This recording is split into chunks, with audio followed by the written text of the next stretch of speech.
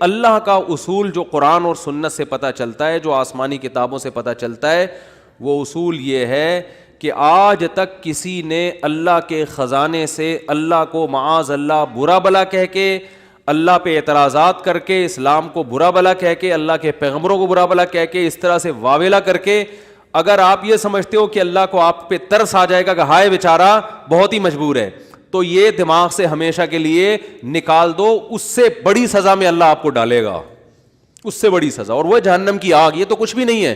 تبھی تو خودکشی کرنے والے پر اللہ کو ترس نہیں آتا. خودکشی کرنے والا ایک طرح سے انتقام لے رہا ہے اللہ سے کہ اللہ تو نے مجھے زندگی دی, مجھے اس قابل تو چھوڑا نہیں, تو نے تو میرے ساتھ غلط کیا, مجھے گفٹ چاہیے ہی نہیں نعمت کا. جیسے ہے نا, آپ باپ نے آپ کو گفٹ دیا ہو اور آپ دشمنی میں آ کے باپ کو گفٹ واپس کر دو, مجھے نہیں چاہیے, ایسے پھینک دو آپ. تو ہو سکتا ہے باپ کا یہ اصول ہو, وہ پھر بھی وہ کہے نہیں نہیں میرا بیٹا ایسا نہیں, لیکن اللہ کا اصول نہیں ہے.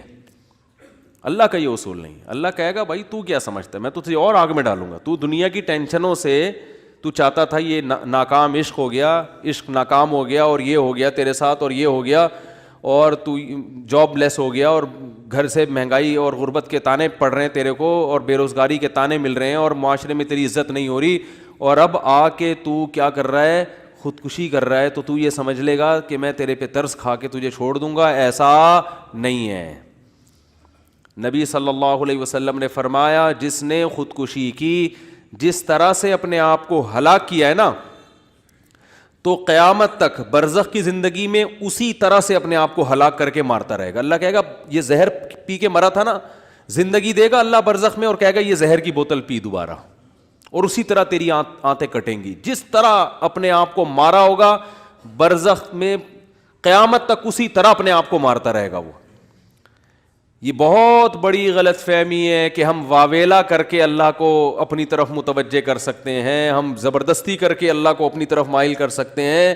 ایسا بالکل بھی نہیں ہے. بعض لوگ غموں سے پریشان ہو کے گناہ کرنا شروع کر دیتے ہیں, سمجھتے ہیں کہ یار میرا تو حق بنتا ہے, میں تو سٹا لگاؤں گا, میں تو ٹینشن میں آیا ہوا ہوں, میں تو شراب پیوں گا, میرے ساتھ یہ ہو رہا ہے تو میرا تو بھائی آپ پیو گے تو یہ نہ سمجھو کہ اللہ آپ سے خوش ہو جائے گا کہ جی آپ کو ایک غم آیا تھا, اس غم میں آپ نے چونکہ شراب شروع کی ہے ٹینشن ختم کرنے کے لیے, تو اب اللہ کو ترس آئے گا, نہیں اس پہ شراب کیا ہو گئی ہے, معاف ہو گئی ہے, یہ بیچارہ اس کا کیا بنتا تھا, رائٹ بنتا تھا, اس کو تکلیفیں اتنی دی ہیں.